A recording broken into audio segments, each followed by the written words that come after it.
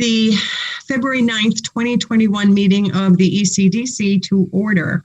And I will start off first with the approval of minutes for January 12th, 2021. Do I have a motion, please? I'll move to approve the minutes. Is there a second? I'll second. Is there any discussion? No, hearing none. Then, oh, Janet, did you have anything? No. Okay, sorry. I'll move to roll call then. We'll start going through the squares. Sarah? Aye. Alex? Alex, it's hard to hear you even without the mute. Could you say something? We can't hear you. Is that just me? Okay. I'll move on and then come back to Alex. Janet? Yes, aye. Zilly? Aye. Kim? And Kim's trying to come on. Rosalie? Aye.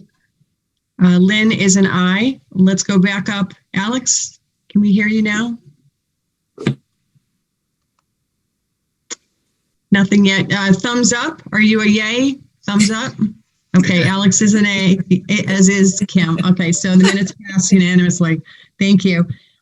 Okay, our next item is a letter of support for a grant request by the Congregational Church. Not a grant request to us. It's for the preservation of the steeple.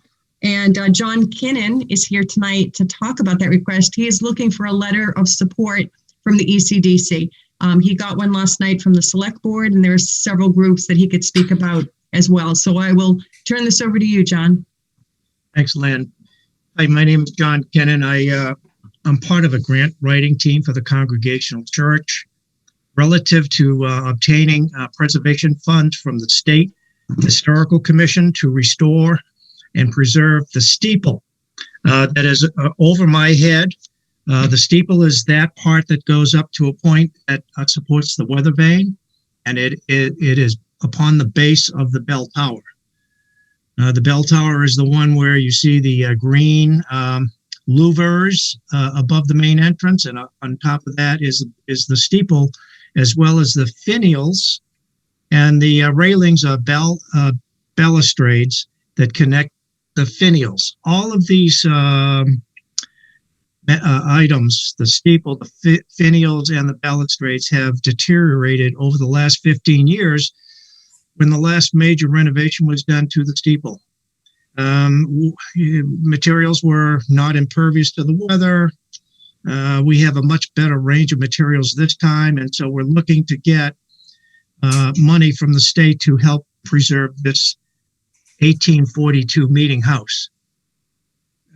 We have already, and last night we were fortunate to get a letter of support by a unanimous vote to approve that by the board, by the select board.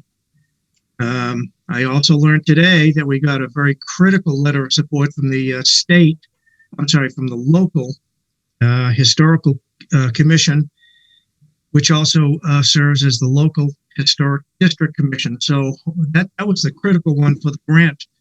All the others are necessary, but not required by the grant. So what I'm looking for is a letter of support from you folks tonight, because quite frankly, it's my opinion and the grant writing team that the more local support we have especially from a commission such as yours, the Economic and Community Development Commission, it's going to be most persuasive for the approval of that grant. This is the third of a third meeting house that has stood on the West Common, and it faces the East Common and the Emerson Center, and anchored by the library and the Commons, as well as the Parson Capon House on the other side. It's a tremendous asset to the town, and it serves to anchor this quintessential town common. And it is the center of our town from which we grew.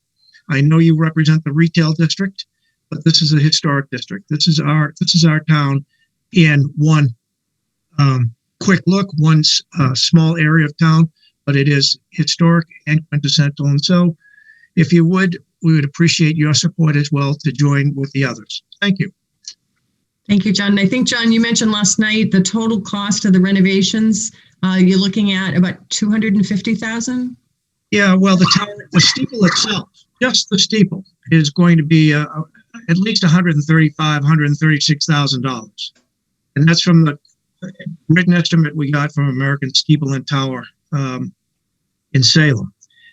The roof and the painting of the exterior of the meeting house adds another basically $106,000, bringing it up close to, let's figure in a fudge factor of a total of $250,000. So $250,000 to rehab and preserve and update our meeting house. Yeah. So any and all support you can get from grants will be greatly appreciated. Anybody can support us. Appreciate it. Any anonymous donations? Appreciate it. Do any board members have any questions for John? Okay. Hearing none, I will actually make the.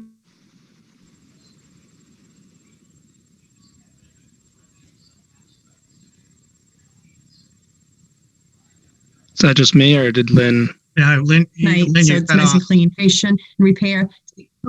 Lynn, you pause for a moment. You might want to start over. Oh, did you not hear me? No, Did I cut No, off? we did not. Oh, I'm sorry. Can you hear me now? Yep. yes. That's so odd. Okay, I'll start again. Sorry. Motion to approve a letter of support for the Congregational Church of Topsfield to apply for funds to assist in the renovation and repair to the 1842 Meeting House on the Common, and for the chair to sign. Is there a second? Second. Second. Is there any further discussion? Thank you, Yes, Janet. I'm a member of the Historic Commission as well, and I think to keep the voting squeaky clean, I would withhold my vote.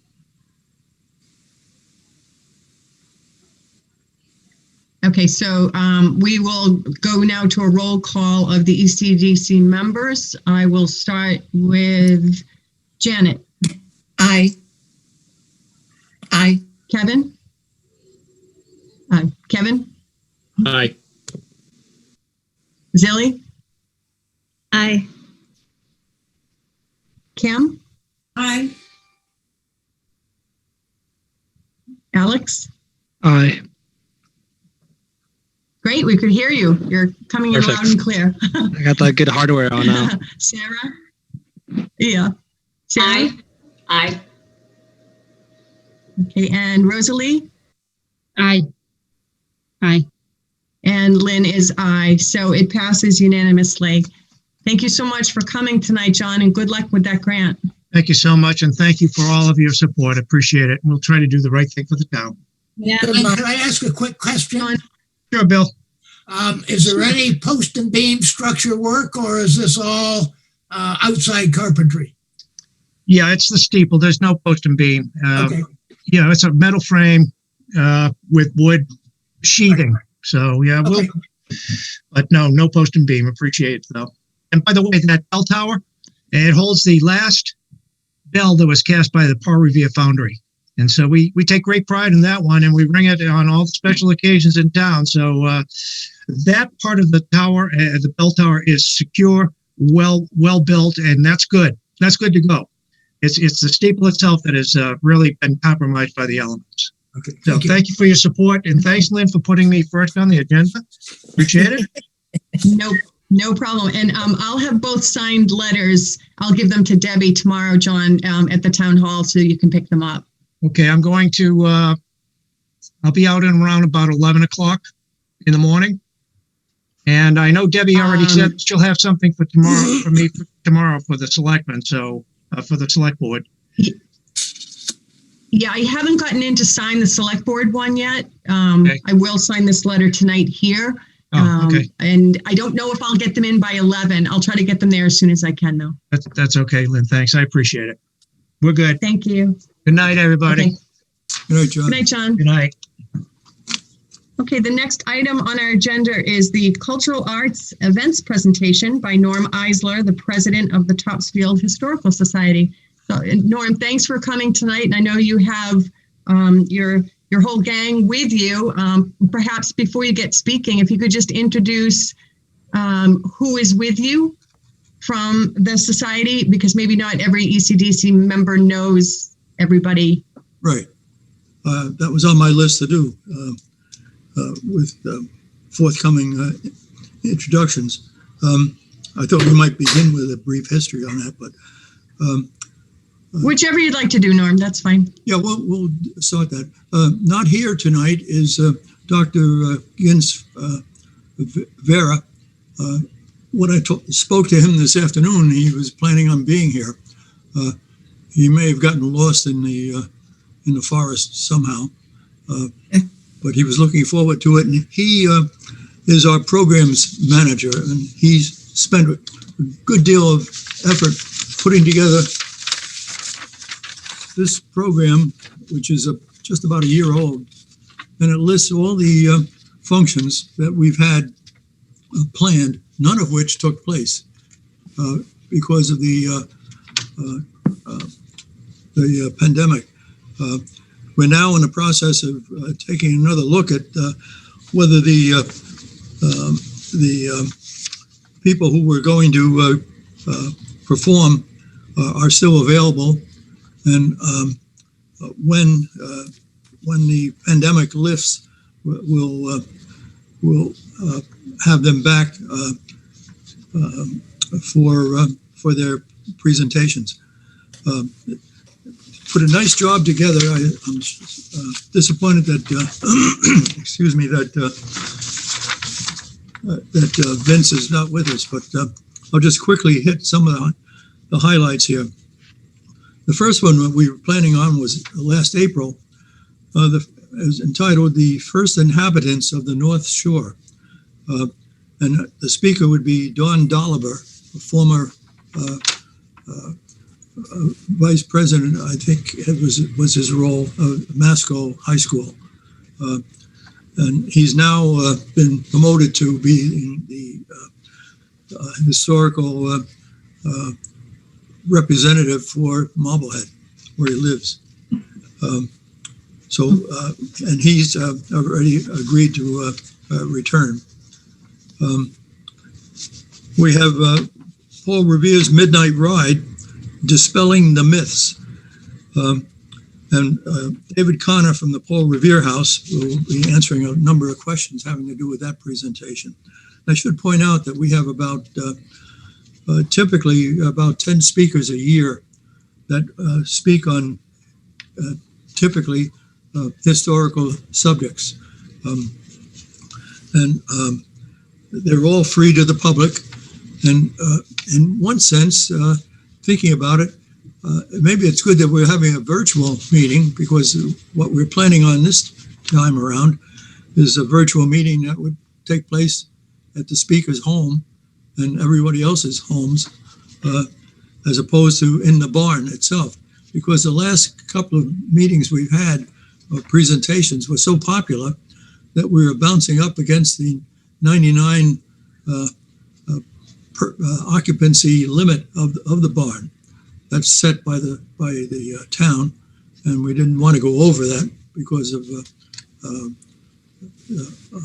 basically because of hire, and also because if you go to 100, it turns out that the requirements have stiffened up. You'd need 3 exits instead of 2. You needed lighted exit signs, which we don't have, and it gets kind of more complicated than a small nonprofit organization can handle. So maybe it's just as well that we're going to a virtual approach. We also sponsored the Strawberry Festival. This will be the second year in a row that we haven't had one, but a lot of people don't realize that over 50 years now we've been holding that. This would have been about the 52nd year, if I recall correctly.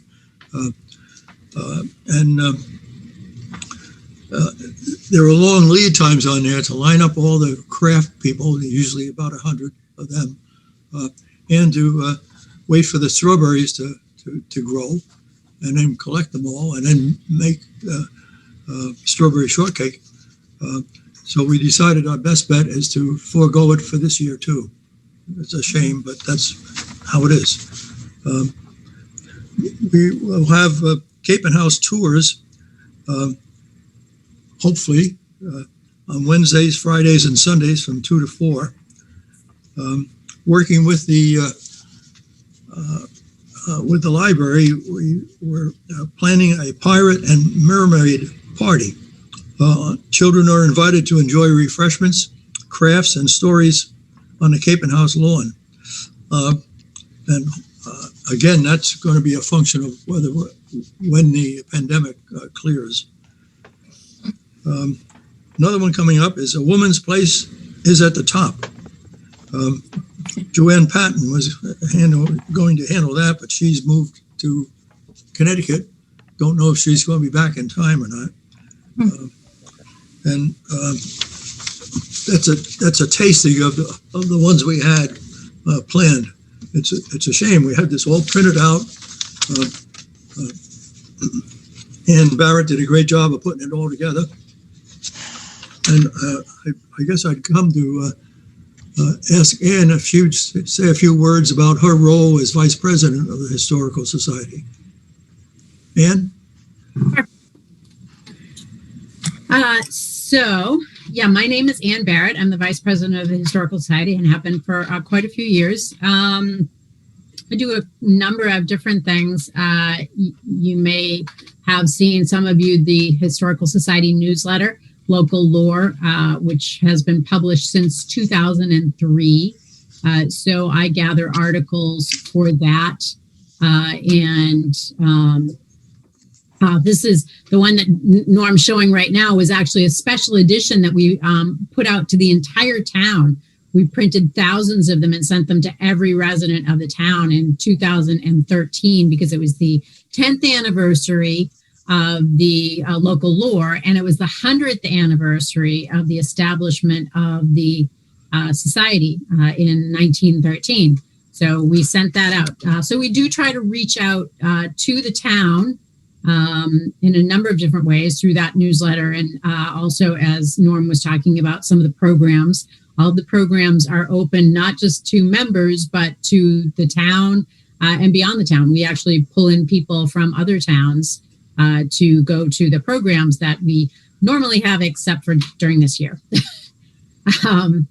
So I do that. Don't forget Thanksgiving. Yep, I'm moving right on to that. My family and I now have done Thanksgiving, the Thanksgiving open house, where we all dress in costume on Thanksgiving morning, and from 10 to 12 we have a fire in the fireplace. We roast a turkey on the fire, and we serve popcorn. And we have grown that event over the years, where when we first started, we had a few people come by. We now have as many as 150 people come by in that 2-hour period on between 10 and 12 on Thanksgiving morning.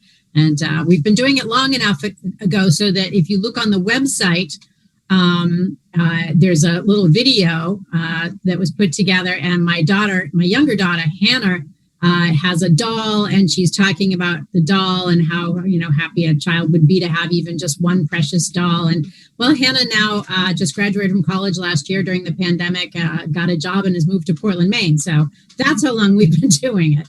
But fortunately, so far, my kids have been willing to come back, and gradually, from me telling them what to do, they now tell me what to do for Thanksgiving morning. Which has been great. So that's another thing that we do. I do a lot of the graphic arts support. As Norm just pointed out to you, I lay out, not only do I write the newsletter, but I also do all the layout and everything. I do posters for the events and such. Norm just showed you the programs calendar that we put out once a year with all the programs. I do the support of that. So I do some graphic arts as well. And I also on the programs committee, along with Norm and Vince and Joanne Patton and Marianne Strong, choosing the programs that we're going to have for the year and contacting different speakers and asking them to line up their calendars and such. So I also work on that. I think that's probably not everything, but but it's the main things that come to mind. And, I have the pleasure of working with a great group of people who, have each their own things that they do and are just tremendous strengths. And I think the Historical Society is kind of an undersung hero in Topsfield in that, they offer a lot, as Norm said earlier. For example, the Strawberry Festival, that a lot of people don't really realize that Strawberry Festival comes from the Historical Society. So it's a great group with a lot going on, and pleased to be a member of it. Well, thank you for that. Hi, this is Vince Guerra, and I was unable to get on Zoom for some reason or other, but I'm on the phone, and I can add anything that you would like me to add. I think Norm has already mentioned a few of the programs that we do during the year. If there's anything else, would you like me to say anything else, Norm? At this point, I'm sorry. I would. I'm sorry, I'm not Image. I just, for some reason, have not been able to get onto the Zoom, and this hasn't happened to me at all. I've always been quite successful in getting onto Zoom, but not tonight, and I don't know why. Anyway, is there anything else you would like me to say? Yeah, I was going to talk about publications and how we've done a lot of publications through the years. I would start with one called History of Topsfield. That's this book here, if you can see it. No, I can't see anything. Okay. I'm not. I have no images at all. Oh. I just have the. It's called History of Topsfield, and it was written by through notes that were left by George Francis Dow, who was the founder of the Historical Society back in 1839. And it's in its about its fourth edition at this point. Copies of it are really good. Unfortunately, Dow passed away before he had a chance to put all his notes together, but his widow came forth, working with the WPA. This is back in the 30s.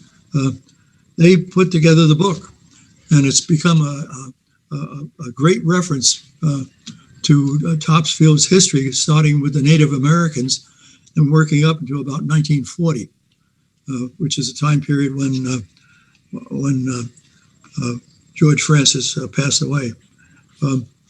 Now, another book that, while we're on books, that is very useful too, is called Houses and Buildings of Topsfield by C. Lawrence Bond. Bond was a surveyor in town, and he was very familiar with town boundaries and all the lot sizes and all. And he put all his notes together. And in 1989, the society paid to have it published. And it entails all the houses and buildings that were standing in town in 1950. It was an update of a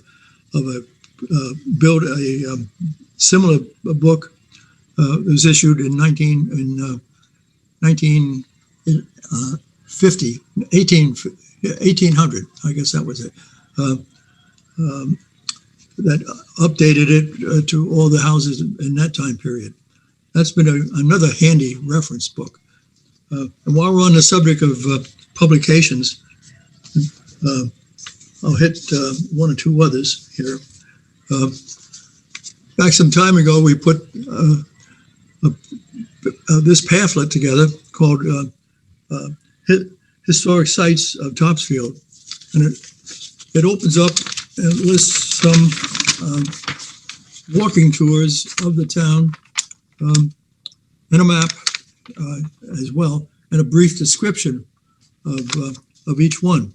And it was really difficult to narrow it down to fitting on this size folder because there were some historic markers that never made the cut, unfortunately. I did also want to mention the Capen House, which is one of the was built in 1683. It's owned by the Historical Society, which incidentally is a nonprofit organization, and we have no direct connection with the town, but we do work very closely with them. Like the Council on Aging, in the last 4 years, we've had 4 trips that we've taken jointly. The first one, and through the years, we've done a lot more than that. But about 4 years ago, Paula Burke's son, she being the previous COA president, her son was a senior at West Point, and we arranged a tour of about 30 people, combination Historical Society folks and people from the COA, and we had a great tour out there. Her son guided us through places that normal visitors would not have seen. So it worked out. That worked out pretty well. So well that when we came back, one of the first people off the bus said, "Where are we going next?" So we put together another one. This time down to the Navy Submarine Museum in Rhode Island. We also visited about a year later to the Coast Guard Academy. Dick Gann will be happy to hear that, I think, since he's a graduate of that place. Dick, you're still here? But I think in general, we've worked pretty well integrated with the town as if it were a part of the town government. And we kept up with the with publications on town history. I would point one other feature that, well, maybe I'll leave this one to our technical advisor, Bill Whiting, to bring up. Bill, are you here yet? I'm here, and as you know, always ready to talk. Okay. I'm Could you involved with brief us particularly on that aspect of your work? We ready to go? Go. Okay. I'm involved with the Historical Society's use of technology to achieve our mission. We're proud of the fact that most of the material that Norm has shown you, the books, etc., are available online from the Historical Society's website, which is topsfieldhistory.org. We have over 40 books ready to read, search, and download. All of that material has been digitized. It was made possible by state grants to the Boston Public Library. And if you can believe it, their offer is to digitize essentially anything we want to at no cost. So we have pretty much everything we published in 100 years is now online. And we've designed it so people come to our website and they can get to all that other information no matter where it is. So we're really leading the historical societies in access to information. We've cataloged all that published material and an extensive collection of paper town records into a mechanized database called Past Perfect. You can search this database across most of the materials we've published or the paper we've had in our archive records. Is somebody else on at this point who's on the, are you hearing me at this point? Yeah, no. Okay, I'll plug ahead. This data includes extensive files on Topsfield families, people, houses, photographs, and a multitude of other items of historical significance. And let me talk about photos for a minute, just as an example, because they're such an engaging way of people dealing with history. And Martha, if I could ask you to kick off your PowerPoint and show us a catalog. Can I share my screen? Yeah, that's good. Okay, what we're going to be looking at is a catalog of the actual photos that we have in the records room in the Gold Barn.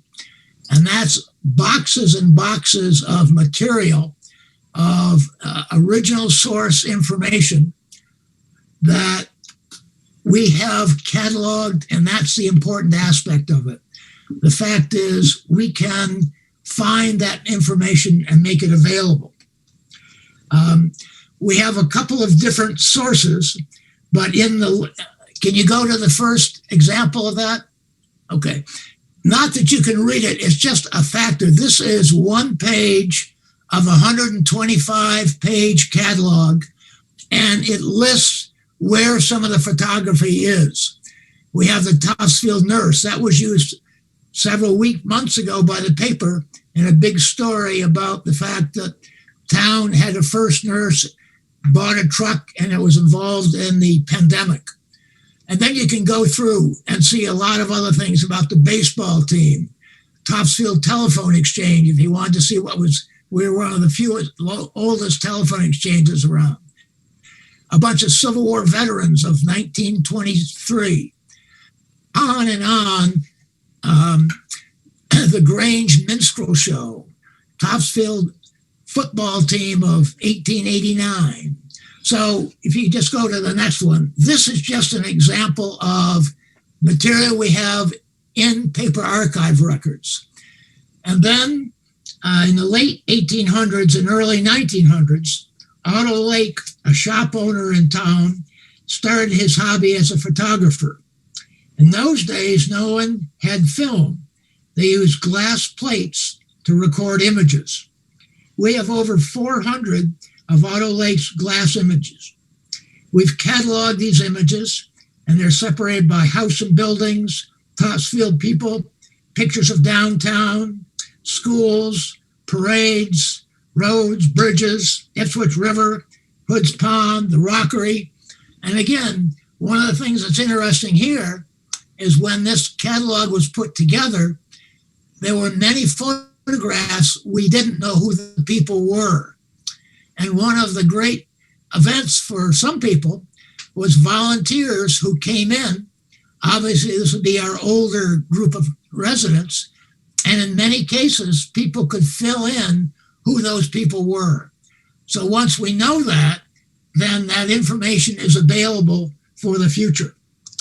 Bill, I'm sorry to jump in. I know there's so much good information here, and we'd love to spend a lot more time in going through it. We have Kevin who has to jump to go to a FinCom meeting, and we have to get to another issue, which is the DPW garage. So, okay, well, I can email you some notes, and maybe that would be helpful.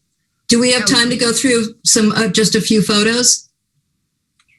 Sure, if we could just do it kind of quickly, that'd be great. Yep, just do those quickly then, Martha. Football on the commons. Baseball, sorry. I was thinking European.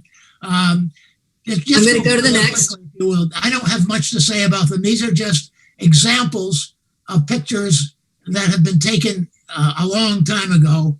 This was the first part of the year. One of the houses downtown, Main Street, which is still dirt at that point. Including horse manure. No. Oh, yeah. You always speak to that. Excuse me, Lynn, how much time do we have left?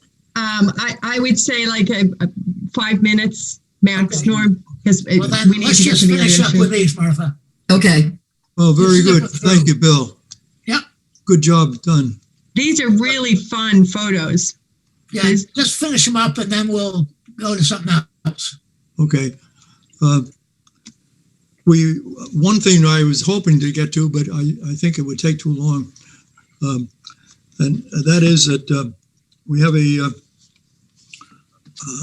Martha Sanders, who would have been a speaker here talking about the Gould Barn, has a 3-minute video that shows some aerial photographs of the barn and shows it inside as well, which is really well done. It's a professional job, narrated, and I was hoping to show it tonight, but the time doesn't allow it. So I got one other thing I'd like to. If you wanted to share that, I could send it out to the group so that everybody could view that, because I'm sure that would be very interesting to them. Yeah, it is, and it gives a little history of the barn in the narrative that goes along with it. I got one other person I'd like to have some words of wisdom coming from, and that's Jean Pickering. She handles our membership and also is, what would you call it, a site professional? She's the one who put our... I put the website together. Pardon? Oh, good. You can hear me. Good. I put the website together. I would like to just speak to, you've heard a lot about what we do.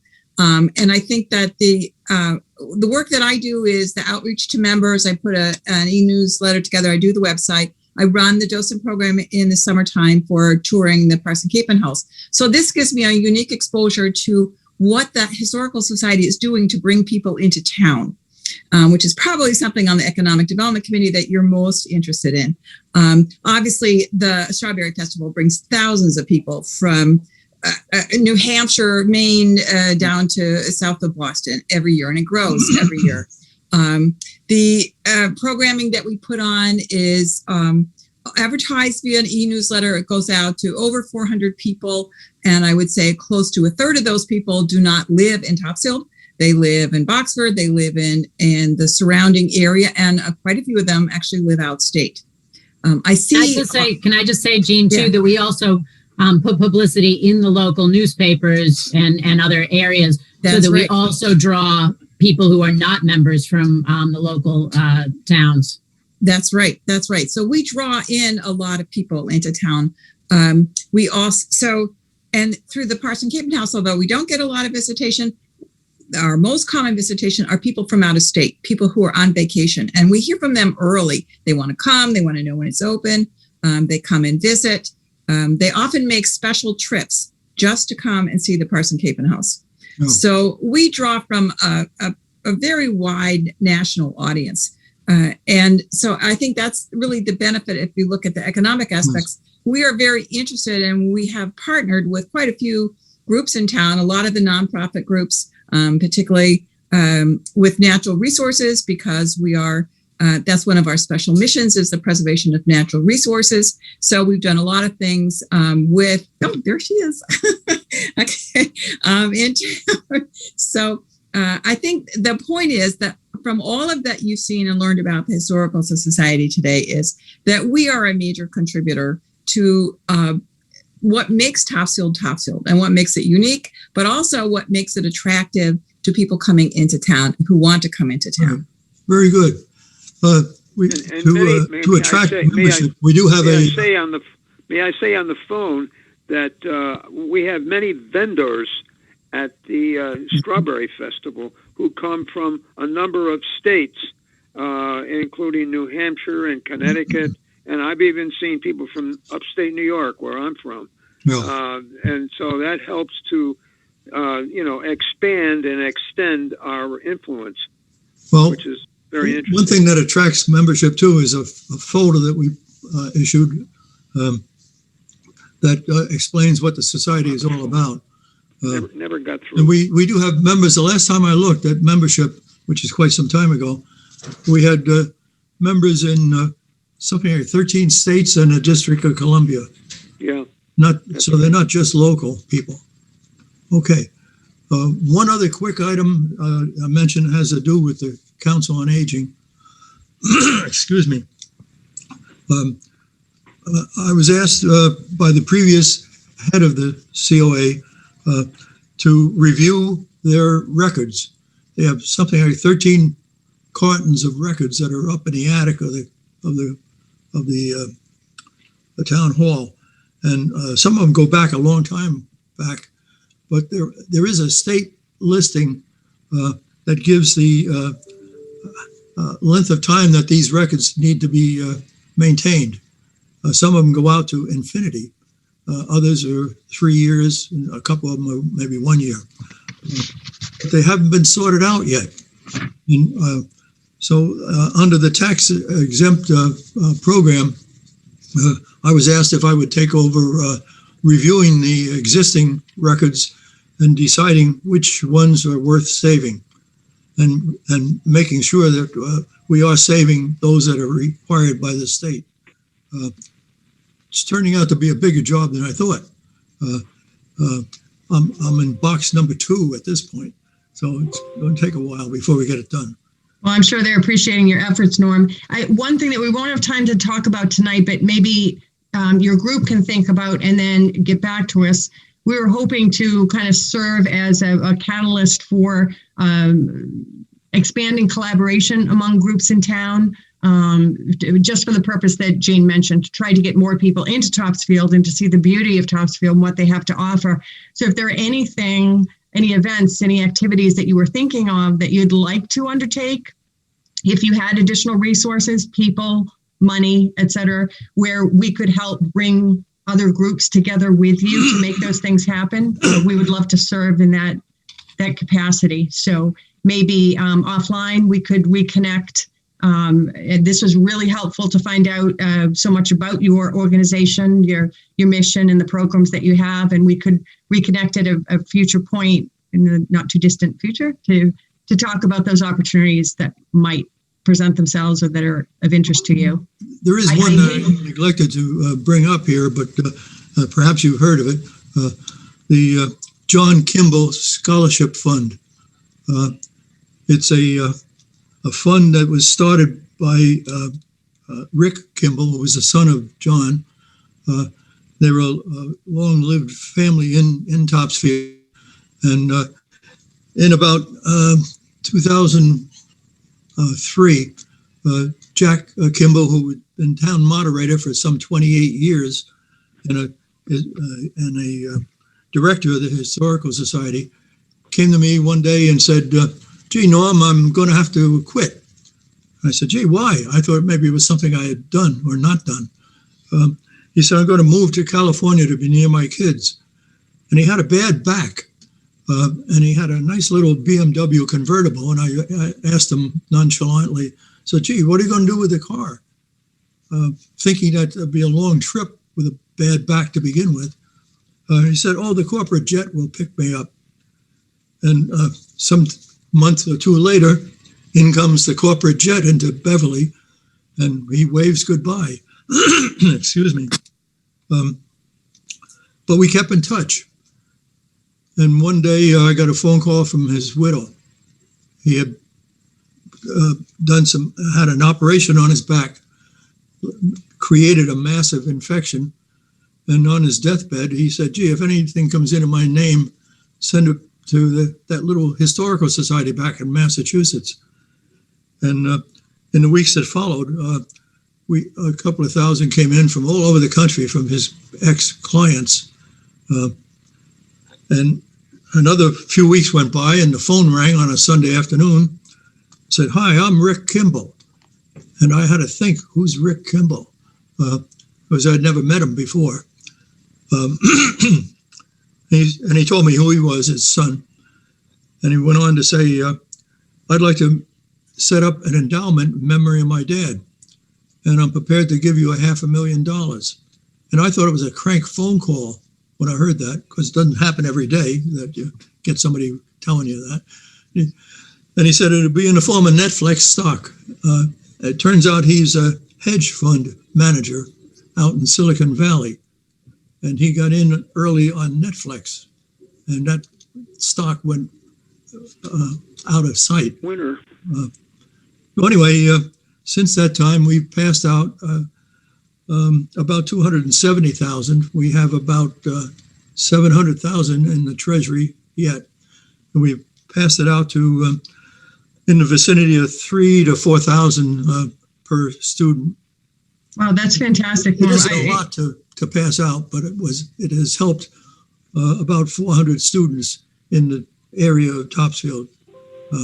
So that's fantastic. I'm sorry to have to move this along, Norm, but I'm getting the text from Kevin. He has to jump off in about 5 minutes, and we still have to get an issue reviewed with the board. So I want to thank you all so much for coming in tonight and sharing about the Topsfield Historical Society.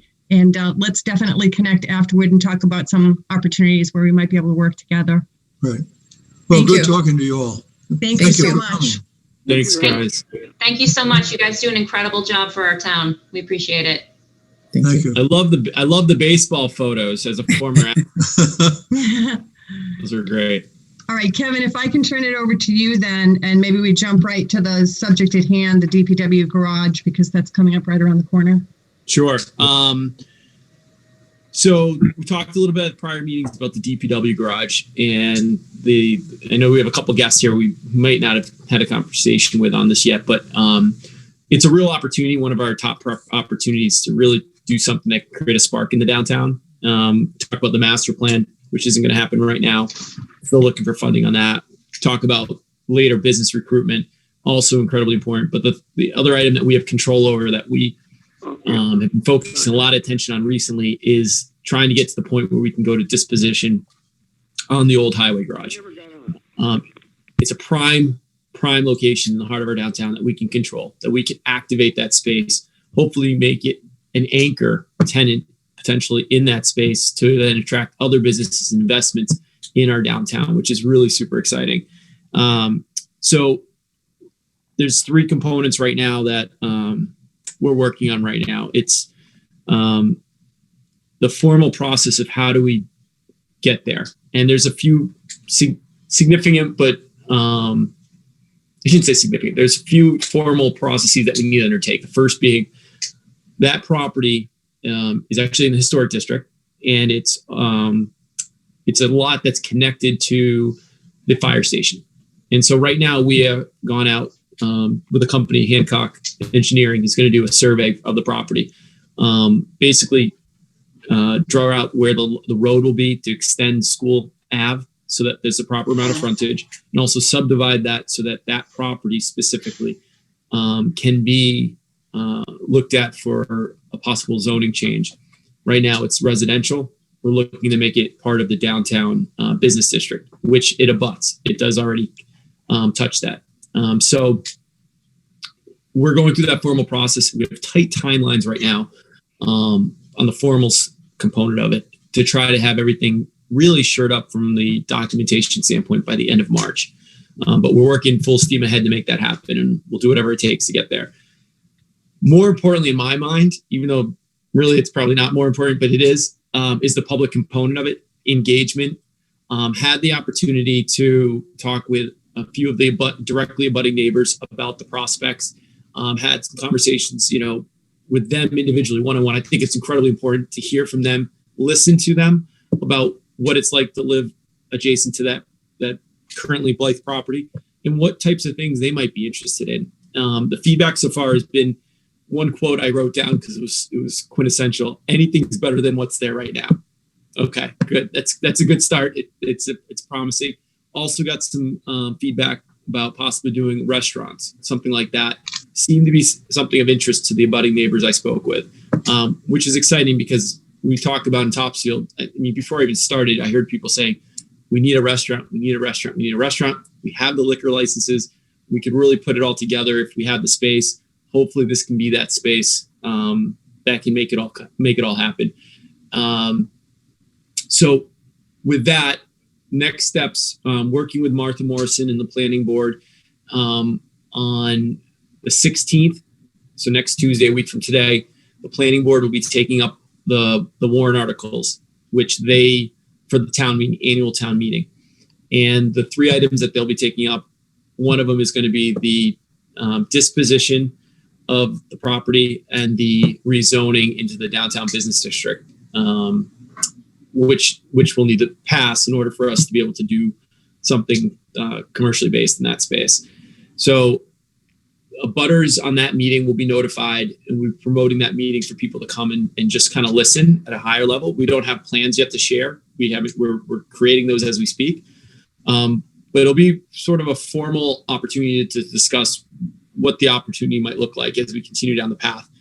And then subsequent to that, the hope is to have a broader community meeting to discuss really what the community wants, right? Listen to what their thoughts are. I mentioned a restaurant.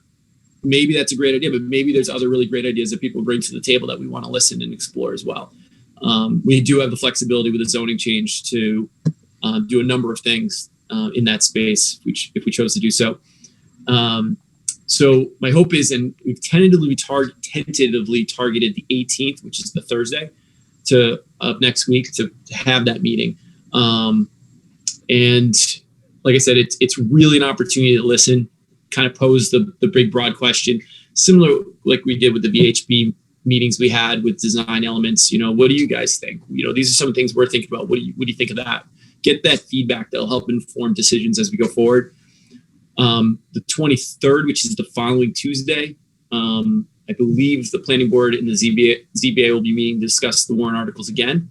So that the conversation will continue regarding the possible rezoning of that property and then ultimate disposition. And then month of March, towards the end of the month, we'll probably be taking up final votes on the warrant articles and also hopefully the rezoning. The rezoning and subdivision. The subdivision application that the town will be putting in to allow us to have ultimately the rezoning, which will take place at town meeting. Those are the technical components of it. But like I said, laid in there is the public outreach component. Like I said, really important, I think, in my humble opinion, that one-on-one conversation. So far, we've had some really great ones. I have a number of other phone calls I have to make this week. And then on our end, my end, it's the 18th is targeting right now to be sort of that big communication townwide. I'd love to see something in the newspaper, the Tri-Town transcript, hopefully get something shared on Facebook, get a number of people who are interested in that space and have that conversation so that we can get that support and people can understand what types of really unique opportunities Topsfield has with that particular parcel. I've said it before, we've all talked about that, but we've heard about, the plaza across the street, but we don't control that. There's limited opportunities there. And I'm a big believer if there's an opportunity and we have the control over it, we should go right after it. So this is that opportunity. So I bring that up because it's really exciting. And also because there's really an opportunity, I think, with the ECDC to partner on these next steps, especially the community outreach component of it. It's really important that we get a well-rounded representation of the community at these different meetings, whether it's the planning board meeting, whether it's the larger community meeting, so that we can share all different perspectives of what something happening in that space might be. Because we want to make good decisions going forward. And now those meetings will also help us after we go to disposition to be able to write an RFP when we go out to market for proposals for people to bring back, request for proposal, that we can shape it and craft it in a way that meets what our collective community desires are for that space as well. Mm-hmm. So this is going to be a really important, it's not just to sort of tell people what we're doing, but like I said earlier, to listen to what people might want so that we can make, like I said, craft that RFP and get a proposal in that ultimately meets our desires. And if we go to this position, sell the property, personally, I'm most concerned with how interesting the project's going to be, because we're not a profit center. We're not a for-profit. We're a government agency, so we have the ability to look at proposals in a way that's unique, that can say, okay, today's dollar value is great, but what's the long-term collective value that we can bring by choosing different proposals? And so when we get to that point, which is after town meeting, we'll put together a committee to review RFPs, grading system, and then we'll have a proposal, hopefully, that we can, assuming we get responses back. We'll have to do some recruiting in the meantime to let people know what we're working on, get people excited about the opportunity. But it's really, like I said, it's a gem. It's really the one of the three most biggest transitional type opportunities that we have right now in front of us that can make a huge splash in our downtown. So just and to I reiterate, actually have some sorry. Can I just before you speak, just to reiterate to folks, those dates, those are really important. The February 18th, to have people come to that get together that Kevin will be hosting in order to talk about what we're thinking about and get their feedback. Is this of interest to them? What would they like to see there? And then Martha's planning board at the end of March is going to be having a public hearing. And that's another one. We don't have the date yet for that, but that's very important that we get a good turnout to get the representation of the town as to what people want to do. So Martha, did you have some input? Yes, I think we need to sort of straighten out some of the calendar here. We're going to be talking about this at the planning board on February 16th. That's our next meeting. And this is where we're inviting abutters and letting people know that we'll be talking about it. So that's February 16th. The beginning of March, our first meeting in March, we'll also be receiving the plan.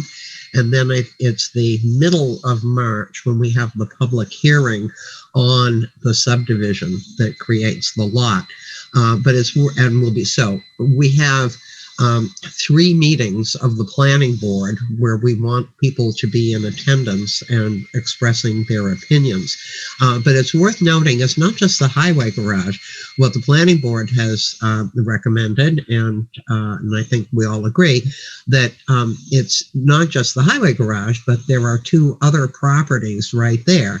One, Janet, is the box top that is currently non-conforming, and we would bring it into compliance by making it part of the business village.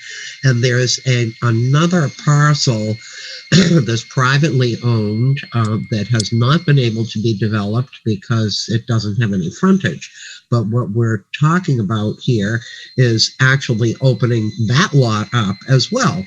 So it's not just the highway garage, but we're really talking about 3 parcels that abut the business village, and 2 of them, the unbuilt property and the highway garage property, present opportunities for development.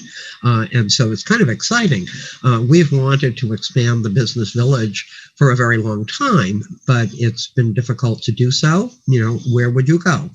Here, we now have an opportunity to provide at least two properties that could be developed in accordance with the business village, and I think that's very exciting. So we think a lot about the highway garage because the town owns it, but we also have the box top and an undeveloped property right next door to it. So this is really quite exciting. So everyone, we have February 16th, and then we have, I think it's March 2nd, and then the middle of the March is when we would actually review the subdivision, and we would have the public hearing relative to the warrant articles. So we can't vote on the warrant articles until we have a public hearing, and that's middle March. Okay. Right. Thank you, Martha. And just to clarify, Martha's planning meeting is February 16th. Kevin's meeting that he's opening up to everyone in the town is the 18th, February 18th. So there are 2 separate meetings there.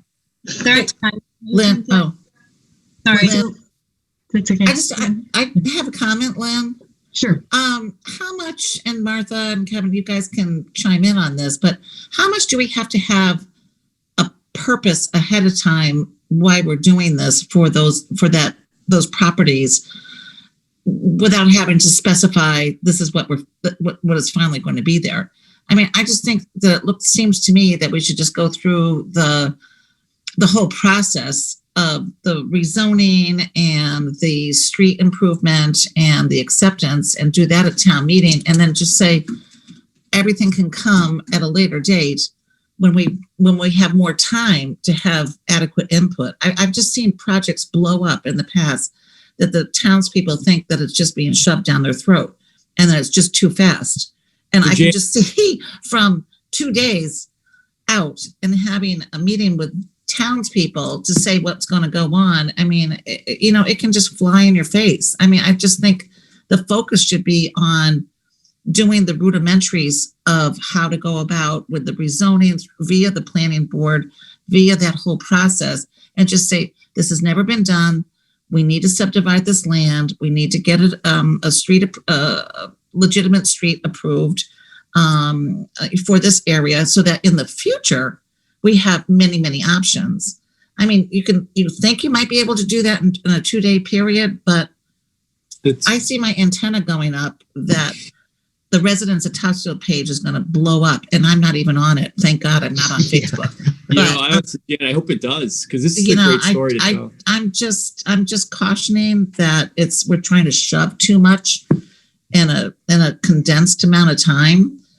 That I think the public hearing in and of itself at the planning board stage is enough to maybe have people be interested in viewing that, but to have a whole thing, what we're going to do with the future, the highway garage, to be the part of that whole decision at town meeting to rezone, it might backfire. People might say, I don't want this, so I'm not going to vote for that zoning at town meeting. So let me clarify. If I confused it, I apologize. So the public conversation. So this is I'll try to reiterate.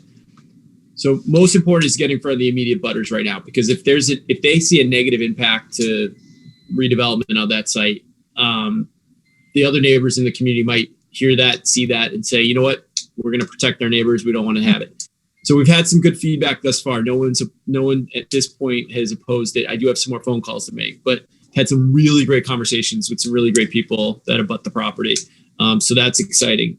Second, we need to go through the formal part of it, like you said, Janet, in which Martha talked about and I talked about, in order to get to the town meeting this year, because we have to be able to rezone that to be able to go to the next step, which is in the future. Which is go RFP. The community conversation is going to be to hopefully have, it's not going to say we're doing this at this location. It's basically to say, we've been talking about this property for a little while now. We're looking to bring something to town meeting with a zoning change, but rather than you say, no, I'm not going to vote for it because I don't know how involved we'll be as a community, let's have a listening session and let's talk about what's possible and what you like. Let's not commit to anything, but let's have a conversation where it's open and a clear dialogue, where we're all collaborating on it as a community. And then taking that and letting people know, once we get through past town meeting, we'll be crafting an RFP. We'll come back to you folks with that before we go out to the marketplace, let you know what we're thinking of, what we're targeting, and then we'll go through the process at that point. Right now, it's kind of a dual path. One, let's get the nuts and bolts done. Let's do it. Martha's part of this process. Let's get the planning board ZBA, get this through, get the survey done, subdivide it, all the things that go with it. But let's let people know there's still are places where we can have conversations about this, both in a formal and informal setting, so that people feel like they're at least being heard and they're not getting jammed down their throat a project because we don't have one. Janet, you're preaching to the. I'm sorry, you're preaching. I'm sorry, the dog is jumping into my lap. You're preaching to the choir here. I've had lengthy conversations with both Lynn and Kevin about this sort of thing. I think if we focus on process and dealing with the subdivision that we have to do before we go to town meeting to change the zoning, and in the process of that, explain to people that the zoning change would allow whatever the uses that are allowed in the business village now be allowed on those properties, and that it would remain to be seen. And this is where Kevin takes over, with an RFP and so on. It remains to be seen what someone would want to do with that property. So I think we're kind of trying to present it that way. And the reason that I'm, focusing on planning board meetings, there were the 3 of them that are coming up, and that these are places where we would want people to come. It's one thing to do a big community discussion, but it's the planning board meetings where people come with their complaints, their problems, their concerns, because we have to vote as a board as to whether or not to, 1, do the subdivision, and 2, present the warrant article to town meeting. And so it's a process that we've done many times in the past, and hopefully it will work. But Janet, I'm totally with you. Lynn and I had a long discussion about this. Can I say one thing? We had such an extraordinary turnout when we did the downtown revitalization working group meeting, and we invited the town to come and give an input at that point. And I think, I view this meeting as kind of a next step from that. People are waiting to hear what's going to happen next with downtown revitalization. And this is another opportunity to bring them into the conversation and let them know, we're still moving forward and we still want you to be a part of the conversation. So I think that, I think it'll be a good thing to get people's thoughts now. Well, absolutely. And that's why we encourage, and we've done this for a number of major changes that we've proposed, and this is a significant one. Just for everyone's information, we once tried to move the boundary of the business village 50 feet to the south, and it went down in flames at town meeting. So, I always have that in mind.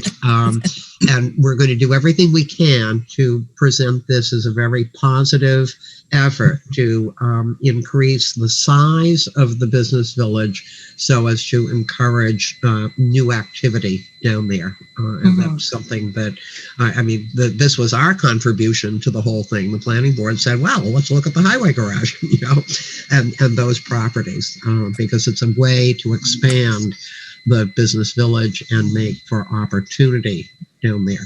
Anyway, so please come to our meetings and come to Kevin's meeting. And Janet, you're absolutely right to throw up that caution. I just the other thing I would add is that now that we're actually, the rubber is meeting the road here, it's starting to take traction. We're putting the articles together. The engineering study is going on. Martha's group is going to be looking, at this. I don't think it's going to appear as if it's moving terribly quickly to the rest of the town.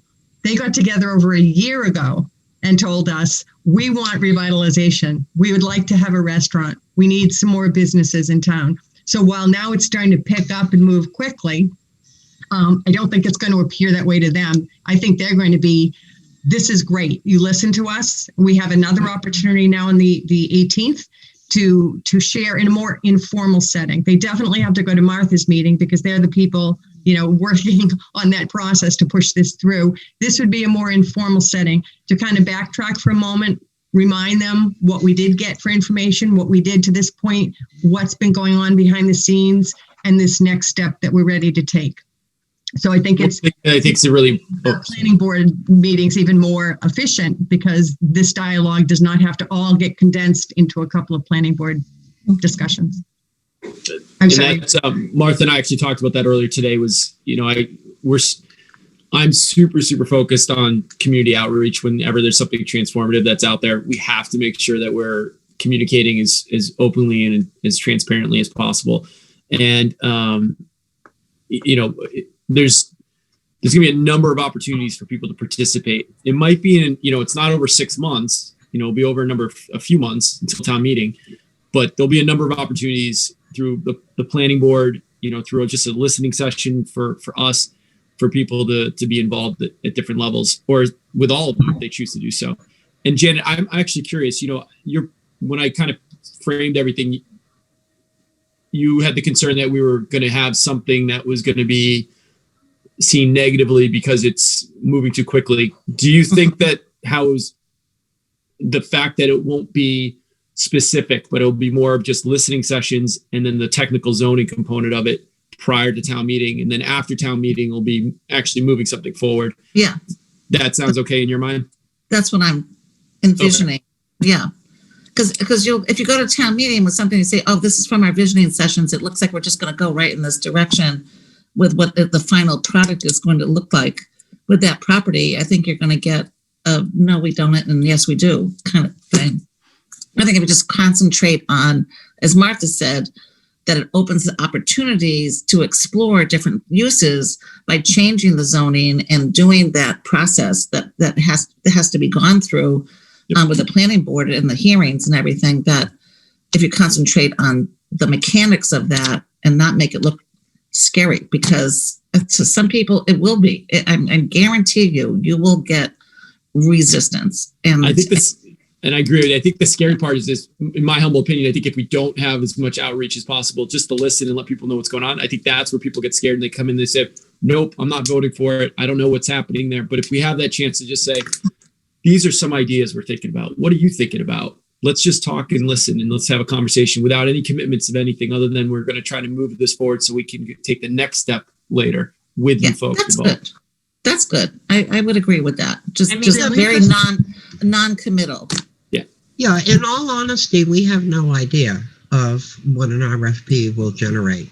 Right. We really don't know. I mean, someone come along and say, "Oh, I can do housing in there."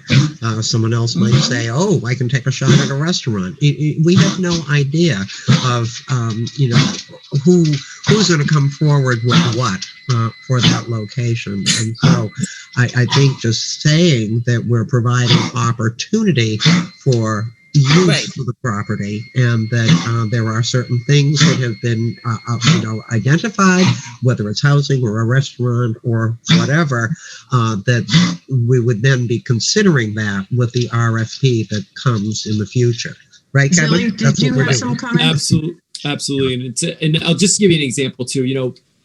These are steps that position us well. When I started my last job, I don't know if anyone remembers the old McDonald's building by the Beverly Salem Bridge, the only waterfront restaurant in Beverly.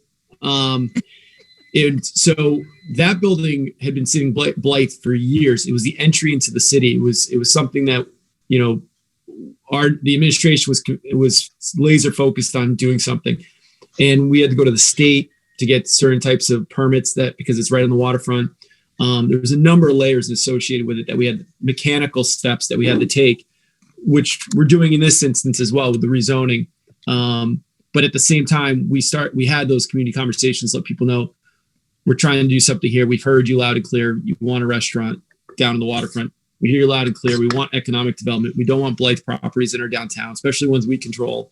But we want to put something in that's right. So, by the way, if anyone goes down to Beverly, they actually took the building down. It's a big milestone for the city of Beverly. But in the same token, we have a very similar property. It took 7 years before that building, 6.5 years before that building went to, I think they went 3 times out to RFP before they got somebody who put a successful bid through and moved that project forward. So, I'm by no means, I'm excited for it. And I know a lot of you are, and we'll certainly express that excitement, but we'll temper expectations too, that we're going to walk, thoughtfully through this process. And we might not see a result right away, but we'll keep at it and keep at it and keep at it until we get something great for the downtown. Zilli, I know you were trying to jump in, so if I can let Zilli have the floor for a moment.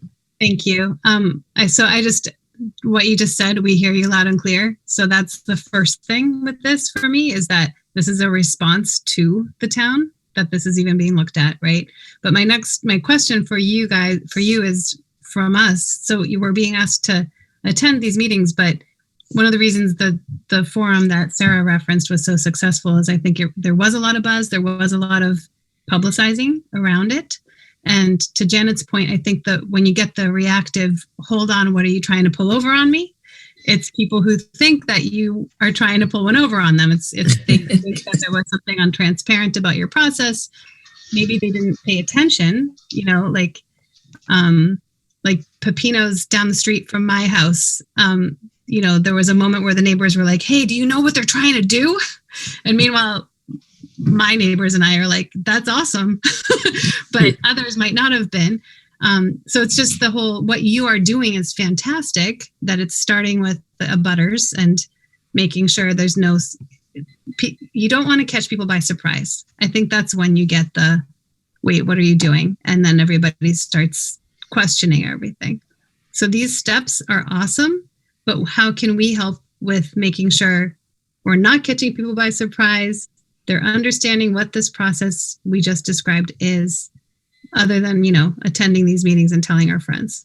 Is there anything more? You might not have the answer right this minute, but I guess that's what I want to know. How can we help? In the immediate, for the purposes of that community conversation, it's helping us get the word out. Tell 5 friends, tell 10 friends, help us create that buzz, share information that we put on our homepage, on the Facebook page, and maybe with a positive, little message to go along with it. Those are the things that will certainly help get people involved, because that's the most important thing. And then from there, if there's, as we go through, if we get success through the formal components of it and we start drafting an RFP, months from now, I'm absolutely love the support and input from you folks too, as sort of a steering committee in those efforts. As we have more public sessions, I'd love you guys to be there. I'd love you to listen just like I am. But then as we group and put something together, make sure we're hitting all the points that we heard. So we put something out on the market that's reflective of what the community would like to see. I wonder, Kevin, if it would be worthwhile for us to get together with Martha and put together the time frames, the different meetings that are coming up, what's going to be discussed at each, all working towards, town meeting. So we heard what you said. We're starting to work towards that. Here's the path that we're taking. Please feel free to come to each of these meetings and contribute, listen, share ideas so that there are no surprises by the time we get to the public meeting, even the public hearing, and certainly to town meeting. So I think putting something comprehensive together so it's not spotty. It's like, well, why would you go to the planning board meeting? Why would you go to Kevin's meeting? That it looks like we've got an integrated plan. Yeah, I was going to suggest just that. There are going to be 3 planning board meetings where people can attend, and Kevin's meeting is one on the 18th. So there are 3 separate. So people need to understand that there will be, in fact, 4 opportunities, okay, to participate in this. And the other thing, this I share with the group, just because you change the zoning doesn't mean that something's going to happen right away. And I hope everyone understands that. We changed the zoning for the business park to include restaurants and a whole bunch of stuff. And it took years before the Osteria showed up. I mean, so changing zoning doesn't mean immediately that someone's going to show up to do something. And that's where the RFP comes in. And Kevin knows it could be a very long time before someone shows up to say, oh, I want to do X, Y, or Z on that property. So a zoning change does not necessarily mean an immediate change of something. It's just an opportunity. That's what a zoning change does. It provides an opportunity for a new use and for someone to come in to do something interesting. I think that's a great point, Martha, and it's calming, to people. Just to Janet's point, it's like nothing's being rushed through here. Right. It doesn't mean anything's going to happen in 6 months or even a year. It's just the first step if you want something to be coming down the pike, hopefully sooner rather than later. But we created the Business Highway North District, and nothing has happened. There is one proposal that's kind of making its way through, and this is 8 years later. I mean that, a zoning change just offers an opportunity for someone to come along to do something. And our experience in Topsfield is that zoning changes do not lead to immediate change, immediate results. Personally, I think this is going to move faster than things have in the past. I think it's a wonderful spot, and I do think opportunities are going to come down probably sooner than we think, but I'm going to shake every on the undeveloped property back there. I think that there would be a plan that the property owner would want to do something fairly soon, but I'm not sure about that. Madam Chair, is it possible to share just one image very quickly with the group? Sure. Do you want to, Kevin, or do you want me to put it up? I had a question I actually wanted to ask as well, maybe while we're pulling it up. If Madam Chair, if you don't mind. Madam Chair. Yes? No, I was just echoing Kevin. I like it. Really like my formalities. Okay, let's see if I can. If it's possible, if you don't mind, Madam Chair, pulling that up, I just have a question for the group. We talked about the process. We talked about the next steps. I mentioned at the top, sort of a couple of the things that I think are really exciting to consider that will be part of the conversation. I'll show you these images, but then I'd love to hear anyone on this group's perspective before we wrap on this topic of what you think might be a good use potentially of that space as well. So what Lynn just brought up is VHB with their visioning and design efforts have been working towards different designs in the different areas we talked about. One of which is, and I'll be going in front of the Historic Commission next week to discuss, is at the entrance into the downtown. The other is out in front of the Village shopping center. And then the third item is the actual garage itself. And so they're helping us with some schematics, some design, some vision so that somebody can see past just the Blythe building and see something that could be really interesting and really productive use of that space. And so I asked Jeffrey from VHB to just put some sketches together today. We'll have more comprehensive designs and ideas in the future, but just for today's purposes to get some ideas flowing. One of the things I talked with Jeffrey about was the idea of, if possible, I'd love to see personally, this is just one opinion, but I'd love to be able to see that footprint stay where it is, save that building and just renovate it if it's possible. There'll have to be some seismic testing and other things building wise that they'll have to look at before any respondent would have to look at before making that part of their proposal. But there is some water setback requirements. The stream that goes to where the end of School Ave is right now, that is a wet area. So right now the building is grandfathered in within the 200-foot boundary. Because of its existence, if that footprint doesn't move any closer to the water, my understanding from Concom is that building can stay. It doesn't need to be moved back further or anything like that. What they would potentially look to do is bring the driveway portion away from the brook itself, potentially creating some green space in there as well, which Jeffrey incorporated into the design.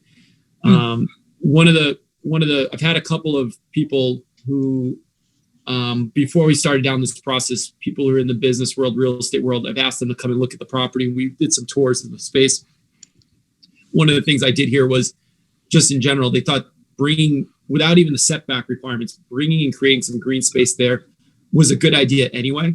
So, it seems like just intuitively from the people who've done this and done it well, creating that green space is something that they would look at. And I assume others would look at doing something similar as well. But the garage doors are really an interesting concept. I was familiar with the project we worked on Cabot Street in Beverly. Used to be Bell Market. It's now A&B Burger. I don't know if anyone's been to A&B Burger, but if you go there, when that building sat light for 13 years, Tom Holland, the owner, came to us and said, "I'd like to purchase this building or lease the building, and I have some really interesting ideas." And one of them is to take these large windows and create sort of these drawback garage doors. So in the summer months, you can actually open up those doors and create this open air dinner type atmosphere. So you can eat outdoors or inside, but with the door open. So you have that kind of flow between the outdoor indoor space, which is really an interesting kind of modern idea that a lot of restaurateurs are implementing in older buildings, especially. So we didn't necessarily do that. Jeffrey didn't necessarily do that in this design. He kept it kind of neutral because I don't want anyone to sort of be swayed in one direction or another, feel like Janet said, they're being forced to accept the idea of a restaurant per se. But, this is to give some ideas though of what's possible in that space. Just something to look at it with fresh new eyes, because if you do look at the building as it is today, you definitely have those creative juices going to really see some vision behind what's there. And hopefully these designs help that. So I don't know if the group, members of the ECDC wanted to just maybe share just some ideas, based on this conversation of things that might be sparking in your mind just off the bat. I'd just be curious if there's, Janet, you shared, it's very helpful. Thank you. The process is incredibly important and absolutely. I just don't want to speak all the time. I feel like I'm dominating, but. No, it's a great point. I don't know if anyone else had any thoughts about what we've talked about thus far, ideas for maybe what might be a good use for the space or just in general, the process. I have a quick comment, but I got to tell my kids to be quiet first. Hold on a second. Yeah. All I can think about now is an A&B turkey burger. So thanks for that. I just wanted to say, how excited I am about that location in particular, especially after hearing from the Historic Commission, the historic group today, because I feel like that particular location allows the town to, it doesn't diminish the historic character of the town because it's kind of set back, so the thought that the abutters or what you've heard so far, that they're on board, I have really positive thoughts about doing it, because I feel like the objections people will have to revitalization's effort, they don't want to, our brand is our history, basically, our town green and all those beautiful buildings and the church that we saw tonight, so whatever we do, we have to be careful to preserve what our existing brand is in town and what makes us special. So that's all. Thanks, Sarah. Yeah, I guess, given that my family owns the building across the stream, and we actually looked at the little white building that's right there, right next to the building that we're talking about now, just from a building perspective, right? We decided to pass on that building and not buy it because of the wetland area, right? And I'm from the eyes of the developer, what I'm thinking is, I need to make this building as large as possible to make it more profitable. And that includes parking, because we know the zoning board, we need to have enough parking there. So I'm curious, are we able to make it bigger? I know we have the surveyor coming in soon, but to really have, people come in and submit their proposals to do this grand project that we all have envisioned in our minds, you have to make it viable financially, right? That's bottom line. Yeah. So that's just where my head's at right now. It's a great point. So if we took the footprint out, so we moved it any closer to the brook, it triggers a 200-foot setback, and then we're dead on arrival. So if we're able to maintain that footprint where it is, that grand existing conditions play, and we're able to, we might have to, like I said, pull the parking lot back a little bit, but and maybe make some improvements to the parking lot in and of itself from a drainage standpoint in general. But that seems to be sort of the base of what's required from a wetland setback if the space itself can be redeveloped. And I think there's some opportunity too, even if it was found the building was not salvageable. My understanding is, based on where that building is located right now, if it was built in that same location, you can go away from the brook, but you can't come closer to it. That's okay, that was going to be my question. If we put an application, I would certainly make sure that, they'd have to be going through the Concom. And, we'd have a project review team meeting just to verify all those elements before someone was going to spend time and money to put an application in if somebody was interested in the project. If I might add, the building and the pavement and the two sheds behind constitute the impervious area that is currently covered, and that this goes back to the dawn of time, that it's been there long before COMSCOM. And so typically, if a developer shows up with a property like this, and they decide they want to take down the building, what they will do is to offer to the COMSCOM, here is the impervious area that I'm entitled to right now, okay?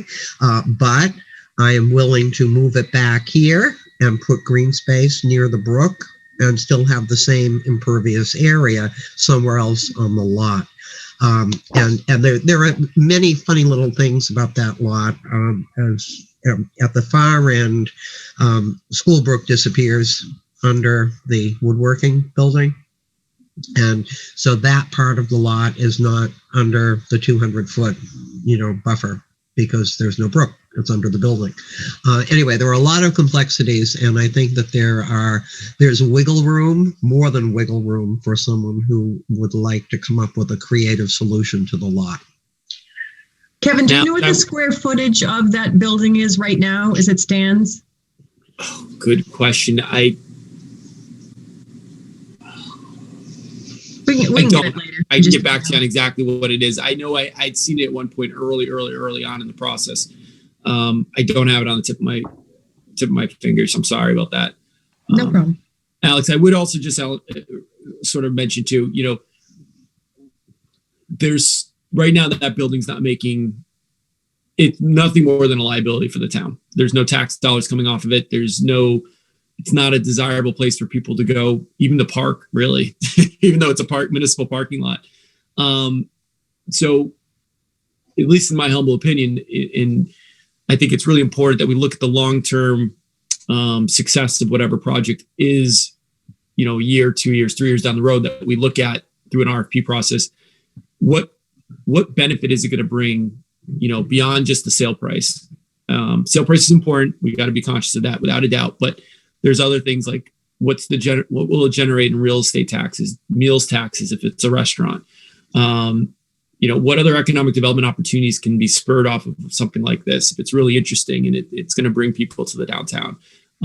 Alex's will hopefully benefit from it. Others might benefit from it. The more of those types of places that make Topsfield hopefully a destination at the end of the day to make sure our business community that exists and potentially new businesses that come in can be successful.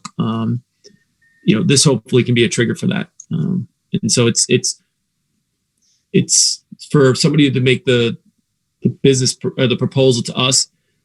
They're going to run the numbers. They're going to show us their pro forma. They're going to show us why they're making the offer of, whatever the dollar amount is. If it's $10 million or $100,000 or $1, they're going to show us why, they're using top end finishes to the project. It's top end type of project, not a lower grade building material. Those things play into it too. And the aesthetics of the design, all those things play into it. So.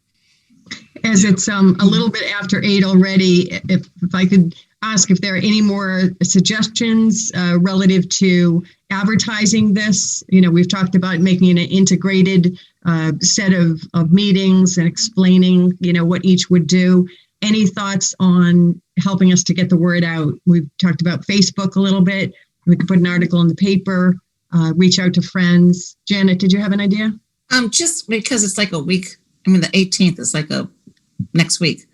So, and it's school vacation week. So just keep that in mind. Everybody's going to need to reach out to, I don't have kids there, but, whatever.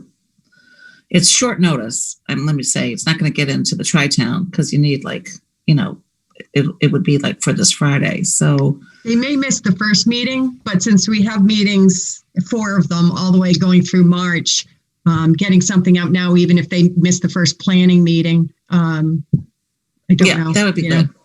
That would be good to get them. Yeah. Is there any way we can kind of start like an email list, given all the outreach we're doing? So every time we have an outreach, be like, also, if you want to be alerted of this every time, something like the downtown revitalization Topsfield at Gmail or whatever, like just kind of start building a communication list that we can kind of use every time we have something like this. Yeah, that's a good idea. Mm-hmm. That's a great idea for the town in general. Yeah. We have a list. So during COVID, we did some business forums about the PPPs and other things that were going on. And then just a couple meetings just to touch base with people and say, how you doing? We're here to help if you need help. So we have a pretty good list of our businesses in Topsfield. It's not just the downtown, it's more expansive than that, but we have a good starting spot when it comes to that. So we could tap into that, that database we have and share some of this information out with those people as well, for sure. That's how we actually attracted people to Sorry, Lynn. That's how we attracted people to the VHB meetings on the design for the business one that we had. We could also reach out to the schools to let them know that we're putting such a list together to keep people informed about revitalization activities, and if someone were interested in signing up, because I think this would have to be an opt-in. Yep. Do you folks think, the 18th, the 18th, it's a great point about it. I didn't realize the school vacation. I know it's a little different during COVID times. A lot of people aren't traveling, but that's true. The date we picked, we wanted to move quickly. We wanted to make sure that we had people kind of teeing it up right after that first formal meeting. The thought was with Martha's group, just so it gets out there, people start hearing a little bit of buzz, and then all of a sudden, boom, it's a big meeting where people can actually sit down and talk, or Zoom. Do you think, Martha, correct me if I'm wrong, I think on the 23rd, the next Tuesday, there's a ZBA meeting to discuss the warrant articles, and this will come up there as well. Yeah, it's a joint ZBA and planning board meeting on the 23rd. It's our annual tradition. And so we'll be just reviewing, they'll be dealing with the fair, and they have a major issue that they have to deal with, and then we'll have our discussion about warrant articles.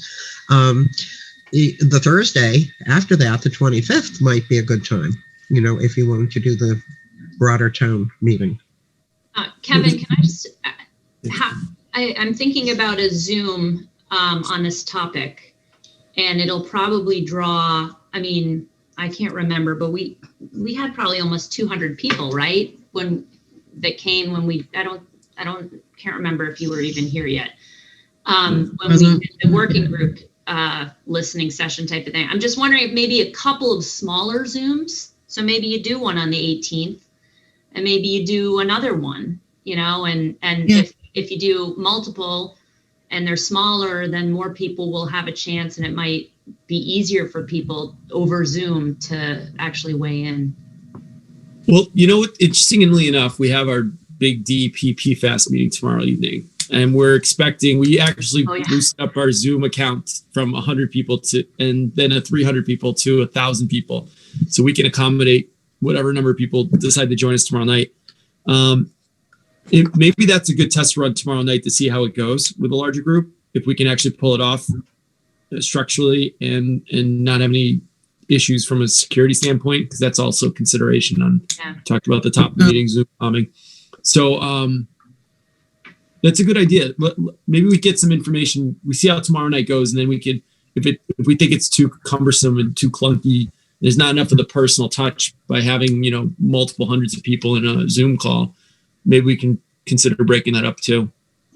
It's not a bad idea. And then how might we control the number that come to each one? Would people sign up for a particular session? I think hopefully we probably have more people at the first one, only because it's kind of right out of the gate, I imagine. But that would be sort of the alternative for other people who prefer the other date. If we did like a Thursday and a Tuesday, or a Tuesday and a Thursday, people might have more flexible schedules. I don't know. It's food for thought. I don't know if anyone else has an opinion on that. The thought was 4 meetings total, 3 with the planning board, 1 on the larger one. So if you couldn't make the larger listening session, you could still go to a planning board meeting and listen to what's going on and voice some support, hopefully, or opposition if that's where you fall. But if you have people register, that's one way to get your email list. And I think we might have had people register when we did the working group, when everyone came to town hall to get a sense for how many people are coming. But we had them sign in. They didn't have to let us know ahead of time, but they signed in at that point, to your point, to, I think, get some emails, and also just to get a sense of number of people and maybe demographics of who is showing up. Did we collect people's email addresses at that meeting? I'd have to go back to see the sign-in sheet. I actually don't remember. I wasn't working that table. So I can't remember what we ended up. Because that would be a good place to start. Anyone who came to that meeting is already invested in it. We could send something out to if we did collect their information, we could send an email out to that group. Yeah, I can check with Betsy and see if they hung on, because they took a lot of the materials with them. So I'll check with her on that one. But do you think that? If I might comment just another way, whenever we're trying to, publicize something, we ask the Historical Society to use their email list and send out notices. The garden clubs can do it. Of course, the schools, and those are the groups that come to mind. And the library, Martha? The library, that there are a number of entities in town have email lists that they use regularly. And I know whenever we try to publicize anything for any reason, we go to all of these people. Green Topsfield, for heaven's sake, must have quite a significant list. And we just ask for them to publicize whatever the issue is. And it does work. It's a good idea.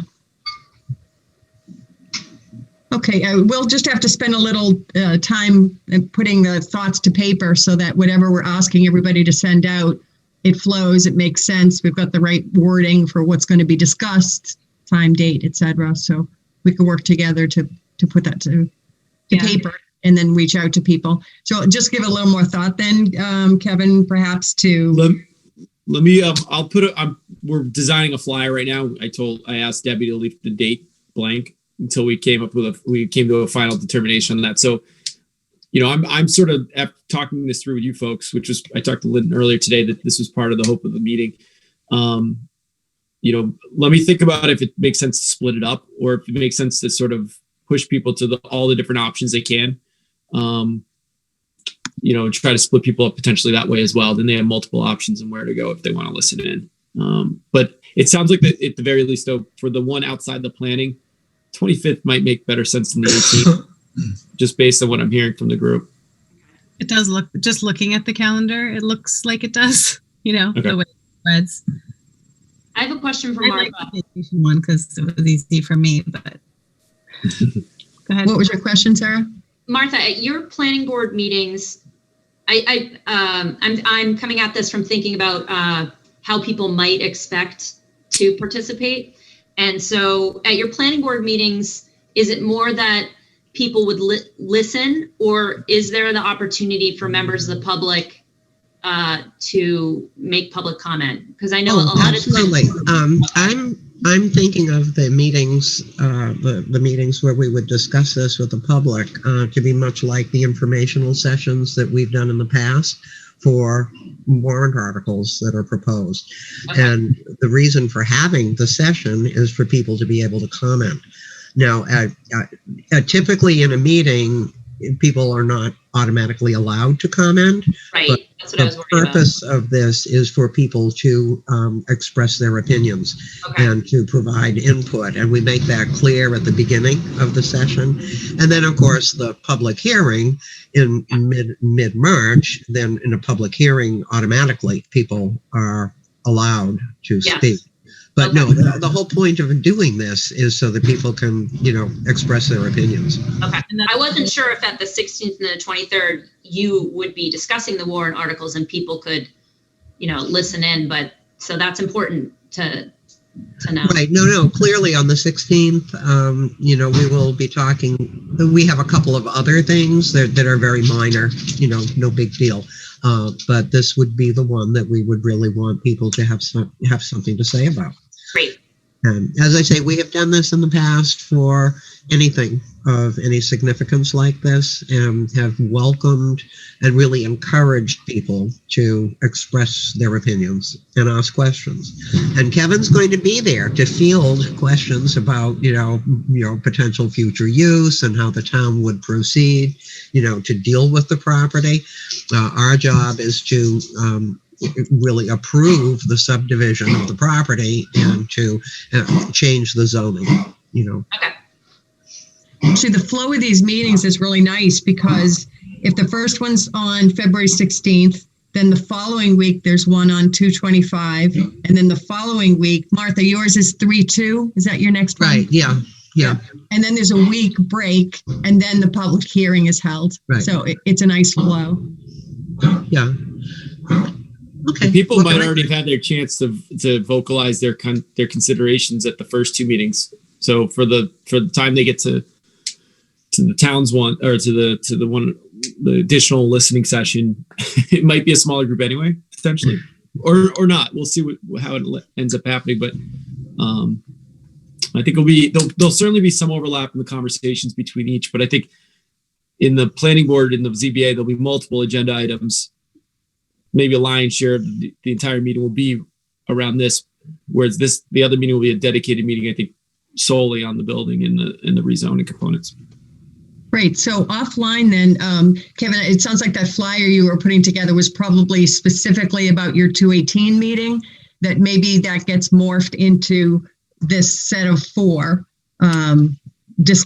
meetings and a little discussion about that. And then we talk about getting those out right away to the other locations, using the email structure of historical, garden clubs, schools, et cetera, because we'll have to move pretty quickly, even for the Martha's first one on the 16th. Great. Any other thoughts on this? I'm just going to give Kevin a few minutes just to update you on the drive-in concerts and the drive-in theater. So any last thoughts? No. Thank you for your input on all this. And Martha, thank you so much for coming and sharing that whole perspective and how your group is actually pushing this through. Appreciate your help. No problem. And your leadership on this. All right. So Kevin, just a quick update for folks about the drive-in concert. I think everybody's on board, but maybe mentioning the letter that came in from Cabot. It was a nice letter. Yeah. So Cabot Theater, partnering with another group, was looking to do a summer concert series at the fairgrounds, and they'd done some work to try to put together a package. They did, and then they submitted to the ZBA for approval to use. And I believe we talked about this at the last meeting, but to use the parking lot up from the towards Danvers from the overflow parking lot. When the meeting was posted and abutters were notified, there was a significant groundswell from the neighbors opposing the application. And to be honest with you, it wasn't necessarily a surprise. I think Cabot does a fantastic job. They're such a reputable group, somebody we certainly would want to partner with on the right type of project. And I think there was a lot of unknowns from the community heading into that meeting that may have paused their potential support. And I'm sure a lot of them maybe never would have been supportive of it. In the end of the day, even at our level, there was concerns around the volume and the noise and what that would look like to have it over an entire summer. But the Cabot, they said from the very beginning, when they first called me before Thanksgiving and talked about this as being something they were looking at, that we'd walk down the path, go through the process, and we'll see how far it goes. And if it's something the community would like, we'll pursue it. If it's something the community says it's not for us, Cabot would walk away. And so the morning of the meeting 2 weeks ago, I think it was, I got a call from Casey after 187 letters were sent in opposition to the project, indicating that they were going to pull the project as presented. And they put a really, really good nice letter together that basically talked about, community and how important that is to them. And, they still feel that Topsfield is a place that they'd like to be able to partner in the future potentially with. So the door was not closed, which is good. Maybe doing something on the fairgrounds itself, maybe at a smaller scale, not a full summer series, but maybe a festival or two during the course of summer, see how it goes, and then maybe build off of that if it makes sense in the future, similar to the drive-in movie theater as an example. But so right now that project is not moving forward, and there are no other projects right now coming forward from the Cabot Theater. But we're going to certainly keep up our conversations with them if they choose to do so with us, and we'll keep you all informed if there is anything in the future that they might want to do with us. I think similar to Janet's comment before, I think people might have, or at least we got the sense from some of the communications that came in, that people were thinking something was trying to get slipped past them, and it was kind of an us against them, which we just wanted to make clear was not Cabot's intention at all. They were reaching out to say, is this something that the town would want? And when the town said no, they said, we totally understand and we respect that and would like to work together in the future. So I just wanted to make sure the word got out there that was their approach, that they weren't sneaking anything in, and they respect the opinion. So that leads us to our next one, which is the drive-in theater, doubling in size, and that's going before the ZBA next Tuesday. Kevin, I don't know if you want to speak to that just very quickly. Yep. So the Topsfield Fairgrounds put a formal application into the ZBA for approval to continue to do movies at the fairgrounds. There are a couple changes. One, they're adding a second screen, which would add from 250 cars a night to 500 cars a night. And they're moving the actual screen a little closer to Route 1. They actually did a good job angling it from the application of not having the screens visible from Route 1, except for a very, very brief period as you drive through. But we've had a project review team internally on it. And there's not any alarming or red flags. There's just more information that we're gathering from the fairgrounds to make sure that there wouldn't be anything from a public safety standpoint or public health or whatever it might be that could be problematic with the application.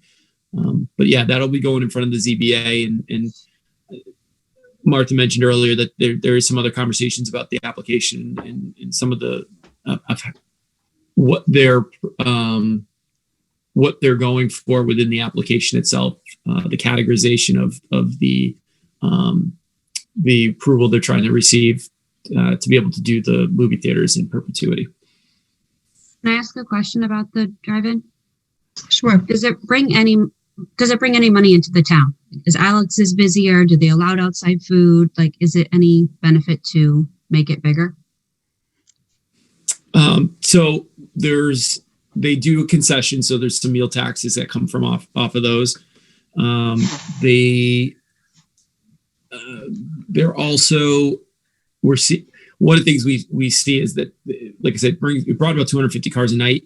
And we know people don't always want to eat concession food necessarily. Dinner and movies, it's a thing. People enjoy it, and nothing against fried dough and cotton candy, but if people arrive a little bit early, they might want to go to someplace they can sit down and grab something a little bit more formal. So yes, I mean, it would be interesting to see, Kevin, because I thought I remembered that their last application said that you couldn't bring food or drink in the car. Not that they're right. I just think if they could get a pizza from one of our 3 pizza places and bring that would feed the town a little bit. Like, it would support the businesses, I could ask the owner of Alex's if he's seen any input or influence from that. Just see if any of those things are receiving more, or if it's just strictly at the fairgrounds again and they're the only ones benefiting, but the community is absorbing 250 more cars or whatever. And also, does it impact the police? Do they, if there's 500 cars going out at 11 o'clock at night, people are drinking, at the movies. I'm not anti-development. I have these questions, like, does it feed the town? So Kim, to your point, the 500 vehicles, so they're going to stage the showings. So it won't be 500 at one given time. Chief Hubby's been out there. He's looked at the setup. He feels comfortable that it's absolutely manageable. They'll still feel like 250 cars letting out at a given time because they'll be staggered. Mm-hmm. But no, it certainly doesn't hurt, I guess, is the bottom line. I couldn't give you off the top statistical data of how much revenues we received from an economic development standpoint for existing businesses per se. We could probably look at the meals tax year over year and the time of the year and maybe make some determinations on that, but we haven't taken that deep of a dive on the movie theaters at this point in time.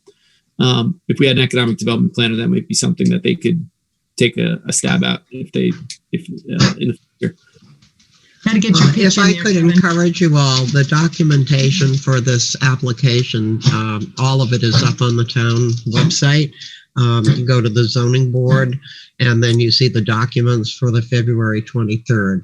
The proposal actually includes running these movies from sometime in April through January 5th.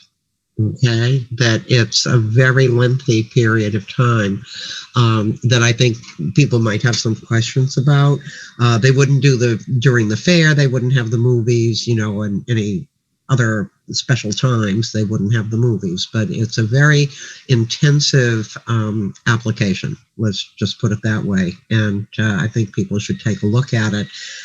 There may even be an issue as to what they're applying for, and that will be up to the zoning board to determine whether this application is appropriate or whether they should be approaching it in a different way.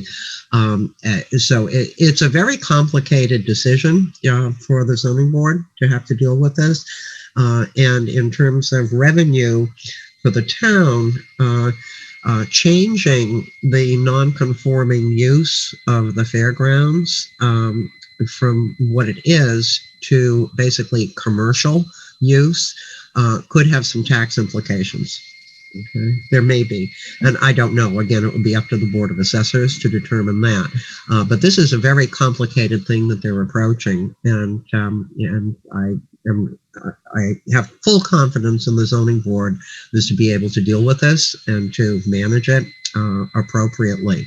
But do read the application, what they would like to do, and there's a plan that shows where the screens would be and where the parking would be. It's all right there, so you can check it out. Great. Kevin, because we're coming up on 8:30, is there any other item that you want to give us an update on? I think it's obvious we'll be pushing off the business recruitment discussion to a future meeting. I'm not going to get into that right now, but anything else that you'd like to share with the group is in the way of an update? Real brief, lights arrived. They didn't sink in the Atlantic. They didn't hit an iceberg. The planters actually arrived as well a few weeks ago. I don't know if I updated you all on that. Thank you, Kim and Martha, for your help on those. And then I did get some really good news. I reached out to Shared Streets. That's the grant that funded the lights and funded the planters. We actually had a contingency built into our application of about $13,000. And we ended up having $13,000 and some change left over. So we did really good on the budgeting side. But we were able to be given an extension to spend that remaining monies by the end of the fiscal year. So we just came up, we have $13,000 more that we can now spend towards Shared Streets appropriate items over the next few months. So we're starting to dig into that as well to take advantage of those opportunities. I know we talked about a lot of different items previously, but signage. Yes. What's that? Signage, yes. Yeah, signage is an example of something that would be there. There's just a number of things. I listed out in the letter I sent to him requesting the monies to be available to us, and the items that were listed on it, they didn't have any issues with it. So there's a handful plus items which we we'll look to use those funds for. Not all of them, but we'll pick a couple of those out. Like signage is one, like Jan just said, it's at the top of my list as well. And it does check the box with what Shared Streets is all about. Oh, wow. Great. Thank you. Any last comments or questions from anyone before we wrap up? Now everyone's ready to go. Kevin, I'll follow up with you. We should connect on the flowers and whether you need to put a deposit down and how we can help with that. Awesome. Thank you. So if you reach out to me, if I don't reach out to you, okay. Sure, we close that loop. That sounds good. I know Donna, we went to contract with the vendor, the flower vendor. And so we have I know they planted as far as I know, they should have, and they have planted the flowers for us. Okay. We've ordered the cages. So I think everything hopefully should be coming together on that, but I'll follow up with Don and see where that stands from if there's any other items that we need, and I'll let you know, Sarah. Okay. Thank you. Great. Do I have a motion to adjourn? Yes, so moved. Sarah. I'll second that. Great. Roll call. Let's see. Janet. Aye. Kim. Aye. Sarah. Aye. Oh gosh, everyone keeps jumping around. See, silly. You need to have a list. Aye. Kevin. Aye. Alex. Aye. Rosalie. Aye. And Lynn is aye, so it passes unanimously. Thank you so much, everyone. This was a great discussion, a lot of good input, and excited to look forward to these meetings and move forward on those properties.